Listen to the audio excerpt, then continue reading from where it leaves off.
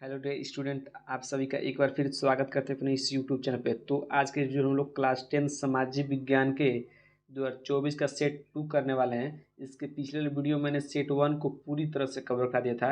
यदि अभी तक आपने उस वीडियो को नहीं देखा है तो जाकर जरूर देख लीजिए, क्योंकि यदि आप चाहते हैं कि सामाजिक विज्ञान में अच्छा नंबर आए, 90+ स्कोर हो जाए, तो आप 2024 के सातों सेट को एकदम अच्छे तरह से तैयार कर लीजिए। इससे बाहर प्रश्न नहीं जाएगा। ठीक है, तो चलिए, यदि आप हमारे चैनल को पहली बार देख रहे हैं तो चैनल को सब्सक्राइब और वीडियो को लाइक ज़रूर कीजिएगा। चलिए प्रश्न को स्टार्ट करते हैं, और इस वीडियो हम लोग सभी बहुविकल्पी प्रश्न को समझेंगे और आपको बताएंगे। ठीक है, जी देखिए, आपको पहला प्रश्न करा है कि जर्मनी के एकीकरण में प्रमुख भूमिका किसकी थी। मोस्ट इम्पोर्टेंट क्वेश्चन बाबू, ये मोस्ट इंपॉर्टेंट क्वेश्चन, इसको याद रखिएगा कि जर्मनी का जब एकीकरण हुआ तो उसमें मुख्य भूमिका किसकी थी। पहला है हिटलर, दूसरा है बिस्मार्क, तीसरा है मुसोलिनी और चौथा है गैरी बाल्डी। मोस्ट इंपोर्टेंट क्वेश्चन, इसको आप जरूर याद कर लीजिएगा कि जर्मनी के एकीकरण में प्रमुख भूमिका किसकी थी बाबू। बिस्मार्क की। किसकी थी? बिस्मार्क के। ऑप्शन में क्या है? बी इसका राइट आंसर हो जाएगा। ठीक है, चलिए इस तरह हम लोग अगला प्रश्न देखते हैं। अगला प्रश्न कर रहा है कि चौरी चौरा की घटना का क्या परिणाम हुआ बाबू। जब चौरी चौरा घटना हुआ तो उसमें क्या परिणाम हुआ।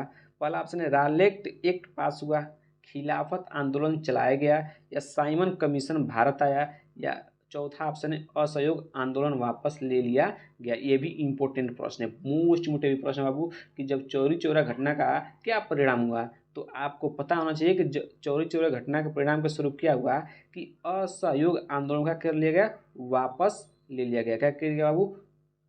असहयोग आंदोलन को वापस ले लिया गया। ठीक है, चलिए इस तरह अब अगला प्रश्न को करते हैं। अगला प्रश्न, तीसरा प्रश्न देखिएगा। तीसरा प्रश्न करा बाबू कि vernier vernacular vernacular press act कब लागू किया गया। जो वर्नाक्यूलर है प्रेस एक्ट कब लागू किया गया। पहला ऑप्शन है 1875, दूसरा ऑप्शन है 1878, तीसरा 1880 और चौथा ऑप्शन है 1885। तो आपका इसका राइट आंसर क्या हो जाएगा कि वर्नाक्यूलर प्रेस एक्ट 1878 ईस्वी में क्या किया गया, लागू किया गया। ठीक, आपको याद रखना है कि वर्नाक्यूलर प्रेस 1878 ईस्वी में क्या किया गया, लागू किया गया। ये भी इंपोर्टेंट प्रश्न है। ठीक है, चलिए अब अगला प्रश्न रहेगा कि ब्रिटेन में कार्न कानून समाप्त करने का मुख्य कारण क्या था। जो ब्रिटेन में कार्न कानून था उसको जब समाप्त करने का मुख्य कारण क्या था। कृषि उत्पादों में अधिकता, जनसंख्या में वृद्धि, तीसरा कारण आयात पर नियंत्रण, या चौथा है उद्योगपतियों एवं शहरी लोगों का विरोध। ठीक है, तो इसका राइट आंसर क्या हो जाएगा। इसका राइट आंसर हो जाएगा आपका डी, उद्योगपतियों एवं शहरी लोगों का विरोध हुआ। तब क्या हुआ कि ब्रिटेन में कार्न कानून क्या कर लिया गया, वापस ले लिया गया। ठीक है, चलिए इस तरह अगला प्रश्न करते हैं। अगला प्रश्न, पांचवा प्रश्न है कि आर्थिक महामंदी का प्रारंभ कब से हुआ। इंपॉर्टेंट प्रश्न है, इसको भी आप याद रखिएगा। ठीक ना, कि आर्थिक महामंदी का प्रारंभ कब से हुआ। 1928 से, 1929 से, 1930 से, या 1932 से। ठीक है, तो आपको याद रखना है कि महामंदी का प्रारंभ 1921 में हुआ, 29 में हुआ। ठीक है, 1929 में हुआ। ठीक है, चलिए अगला प्रश्न देखिएगा। निम्नलिखित में से किस देश के साथ बेल्जियम अपनी सीमा साझा करता है। बेल्जियम अपनी सीमा साझा करता है। पहला ऑप्शन है इटली, दूसरा ऑप्शन है स्विट्जरलैंड, तीसरा ऑप्शन लग्जमबर्ग और चौथा है स्पेन। ठीक है, तो इसका राइट आंसर क्या हो जाएगा, लग्जमबर्ग। ठीक है ना, लग्जमबर्ग क्या है, लग्जमबर्ग, इसका क्या हो जाएगा, राइट आंसर हो जाएगा। ठीक है, जो बेल्जियम है ये लग्जमबर्ग के साथ क्या करता है, अपना सीमा को साझा करता है। ठीक है, चलिए इस तरह हम अगला प्रश्न देखते हैं कि निम्नलिखित में से कौन सा संघ सूची का विषय है। पहला व्यापार, शिक्षा, कृषि, या विदेशी कार्य। इसमें कौन सा ऐसा है जो संघ सूची का विषय है। ठीक है, तो इसका राइट आंसर क्या हो जाएगा। इसका राइट आंसर आपको हो जाएगा बाबू विदेशी कार्य। विदेशी कार्य क्या है, इसमें संघ सूची का एक विषय है। ठीक है, चलिए इस तरह हम अगला प्रश्न करते हैं। अगला प्रश्न है बाबू कि संविधान के माध्यम से महिलाओं का प्रतिनिधित्व सुनिश्चित किया गया है। संविधान के माध्यम से महिलाओं का प्रतिनिधित्व सुनिश्चित किया गया है। पहला ऑप्शन है स्थानीय निकायों में, लोकसभा में, राज्यसभा में, या राज्य विधान सभा में। बताइए इसका राइट आंसर क्या होगा। ठीक है, तो इसका राइट आंसर हो जाएगा स्थानीय निकायों में। स्थानीय निकायों में ऑप्शन नंबर 1 इसका क्या हो जाएगा, राइट आंसर हो जाएगा। ठीक है, कोई दिक्कत नहीं होनी चाहिए, एक कदम आराम से सभी प्रश्नों को करेंगे। ठीक ना। और अगला प्रश्न है, महा खतरनाक प्रश्न आ गया है, उत्तर प्रदेश में प्रमुख विपक्षी दल कौन सा है। प्रमुख विपक्षी दल कौन सा है, वेरी वेरी मोस्ट इम्पोर्टेंट प्रश्न है, इसको आपको याद रखना है। ठीक है, वेरी वेरी IMP स्टूडेंट। ठीक है, तो उत्तर प्रदेश में प्रमुख विपक्षी दल कौन सा है, Bahujan Samaj party, Samajwadi party, Congress party या BJP। ठीक है, तो बताइए इसका राइट आंसर क्या हो जाएगा। इसका राइट आंसर हो जाएगा समाजवादी पार्टी। क्या हो जाएगा, समाजवादी पार्टी जो है प्रमुख विपक्षी दल है किसका, उत्तर प्रदेश में। ठीक है ना। चलिए इस तरह हम लोग अब 10वां प्रश्न को करते हैं। 10वां प्रश्न बाबू, कि लोकतांत्रिक व्यवस्था अन्य व्यवस्थाओं से अच्छी है क्योंकि यह, जो लोकतांत्रिक व्यवस्था इस समय जो चल रहा है लोकतंत्र, वो अन्य व्यवस्थाओं से अच्छी है क्योंकि यह सभी नागरिकों में समानता को बढ़ावा देती है। ठीक, या व्यक्ति की गरिमा को बढ़ावा देती है। ए और बी, मतलब ए और बी दोनों, या उपयुक्त में से कोई नहीं। जो लोकतांत्रिक व्यवस्था, ये इम्पोर्टेंट प्रश्न है, आपको समझना चाहिए कि जो लोकतांत्रिक व्यवस्था है अन्य व्यवस्थाओं से अच्छा क्यों है, क्योंकि इसमें सभी नागरिकों में समानता को बढ़ावा दिया जाता है, या व्यक्ति की गरिमा को बढ़ावा देती है। तो ये दोनों ऑप्शन क्या है, सही है। तो इसका राइट आंसर क्या हो जाएगा, ए और बी। ठीक है, ए और बी क्या होगा इसका राइट आंसर हो जाएगा। ठीक है, जिससे हम लोग अगला प्रश्न करते हैं। 11वां नंबर प्रश्न रहेगा, निम्नलिखित में से कौन सा खनिज धात्विक है। पहला है बॉक्साइट, जस्ता, अभ्रक या मैंगनीज। ठीक ना, मैंगनीज। बताइए इसका राइट आंसर क्या हो जाएगा। इसमें बताइए कि इसमें कौन सा खनिज धात्विक अधात्विक है। क्या है, अधात्विक है। तो इसका राइट आंसर क्या हो जाएगा, इसका राइट हो जाएगा सी, अभ्रक। क्या हो जाएगा, अभ्रक क्या है, एक खनिज धात्विक है। ठीक है, खनिज क्या है, धात्विक, अधात्विक है। क्या है, अधात्विक है। ठीक है, कह रहा है कि सूचना का अधिकार अधिनियम कब लागू किया गया। सूचना का अधिकार अधिनियम कब लागू किया गया, 2010 में, 2001 में, 2005 में या 1990 में। ठीक ना, बताइए अधिनियम कब लागू किया गया, तो 2005 में लागू किया गया। ठीक है, राइट आंसर क्या हो जाएगा, सी इसका क्या हो जाएगा, राइट आंसर हो जाएगा। ठीक है, जैसे हम लोग अगला प्रश्न पढ़ते हैं।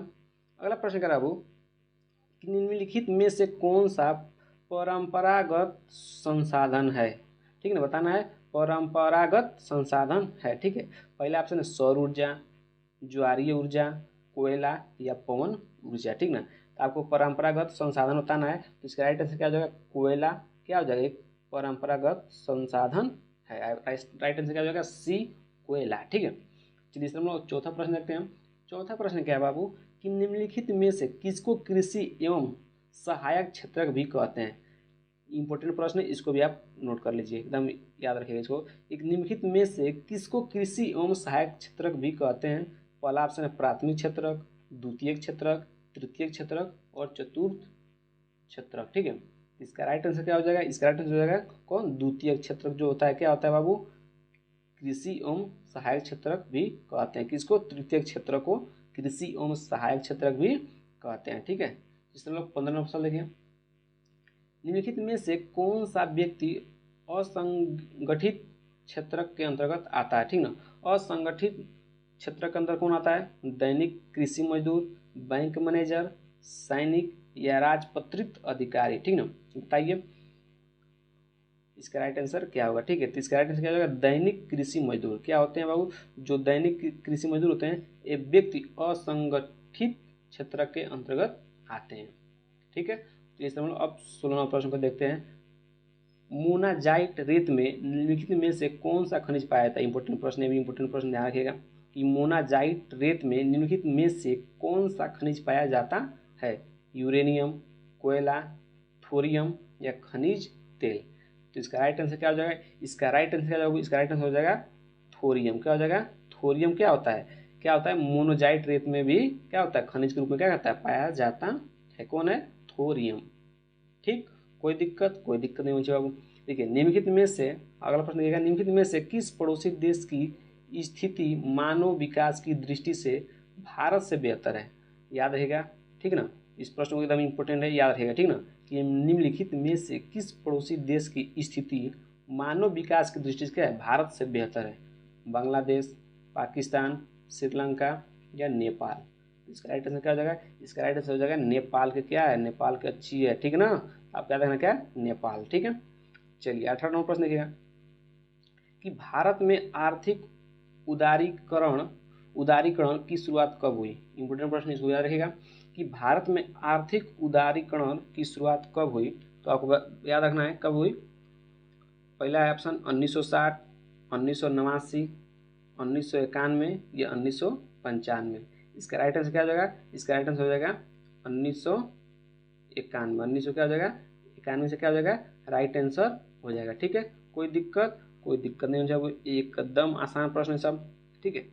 एक वस्तु का अधिकांशतः प्राकृतिक प्रक्रिया से उत्पादन में सम्मिलित है। प्राथमिक क्षेत्रक, द्वितीयक क्षेत्रक, तृतीयक क्षेत्रक या सूचना प्रौद्योगिक क्षेत्रक। तो बताइए इसका राइट आंसर क्या होगा कि एक वस्तु का अधिकांशतः प्राकृतिक प्रक्रिया से उत्पादन में सम्मिलित है। तो इसका राइट आंसर क्या हो जाएगा? इसका राइट आंसर हो जाएगा द्वितीयक क्षेत्रक में क्या है, सम्मिलित है। द्वितीय क्षेत्र में क्या है, सम्मिलित है कि प्राकृतिक प्रक्रिया से उत्पादन द्वितीयक क्षेत्रक में सम्मिलित है, ठीक है। तो इस तरह का आपका 19 नंबर प्रश्न और आखिरी प्रश्न आपको बचा है, क्योंकि आप जानते हैं कि 20 बहुविकल्पी आपके एग्जाम में आते हैं। तो आपका आखिरी प्रश्न जो है कि निम्नलिखित में से कौन सी एक फलीदार फसल है? फलीदार, ठीक है ना। निम्नलिखित में से कौन सी एक फलीदार फसल है? पहला है मोटे अनाज, दूसरा है ज्वार, तीसरा है दालें और चौथा है चावल, ठीक है। तो इसका राइट आंसर क्या हो जाएगा? इसका राइट आंसर आपको बताता हूँ कि दालें क्या होती है, निम्नलिखित में से एक फलीदार फसल होती है। ऑप्शन नंबर क्या हो जाएंगे?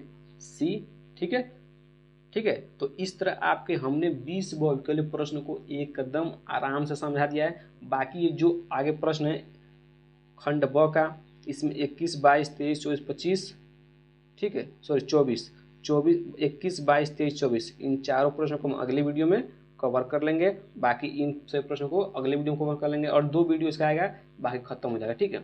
अब मानचित्र वाला जो आपको बच रहा है, मानचित्र वाला मैं एक ही वीडियो में सबको करा दूंगा। तो आपको मानचित्र वाला को टेंशन नहीं लेना है। अभी आप इन सभी प्रश्नों कर लीजिए। बाकी मानचित्र में सभी सवाल एक जैसे होते हैं, 2, ठीक है। हर सेट में 1-2 सवाल ऐसे तो जो अलग अलग होते हैं, बाकी आपको याद रखना है। इसमें मानचित्र में आपका एक भी नंबर नहीं कटने देंगे हम, ठीक है। पहले आप इन सबको प्रश्नों कर लीजिए, बाकी हम अंत में क्या करेंगे, मानचित्र के सभी सवालों को एकदम आसान तरीके से समझा देंगे। बाकी अब इन सबको हम अगले वीडियो में कराएंगे, इनका एकदम आसान तरीका से उत्तर लिखेंगे ताकि आपको एक ही बार पढ़ने पर याद हो जाए, ठीक है। तो चलिए, यदि वीडियो अच्छा लगा तो वीडियो को लाइक और चैनल सब्सक्राइब जरूर कीजिएगा, ठीक है।